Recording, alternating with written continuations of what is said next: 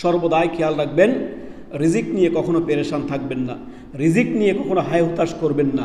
আল্লাহ রব্বুল আলামিন আপনার তাকদীর সুনির্ধারিত করেছেন পৃথিবী সৃষ্টির 50,000 বছর আগে।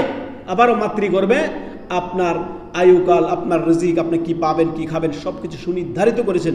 এই আল্লাহর জমিন থেকে, ভূপৃষ্ঠ থেকে আপনি কখনোই আপনার নির্ধারিত রিজিক যা আল্লাহ আপনার প্রতি নির্ধারণ করেছেন সেটা খাওয়া ব্যতীত পাওয়া ব্যতীত আপনি ইন্তেকাল করবেন না। অতএব রিজিক নিয়ে হতাশা নয়, রিজিক নিয়ে কখনোই হতাশা নয়।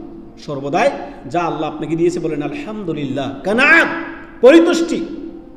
সর্বদাই আল্লাহ শুকরিয়া আদায় করুন। লা ইন শাকারতুম লা আযীদান্নাকুম ওয়া ইন কাফারতুম ইন্না আযাবি লাশাদীদ। যদি তুমি শুকরিয়া আদায় করো আমি অর্ডার দিয়ে দিব, যা আছে এত বরকত দিব। আর যদি তুমি অকৃতজ্ঞ হও আমি কি করব? ধরব, সর্বসাবধান, সর্ব অবস্থায়।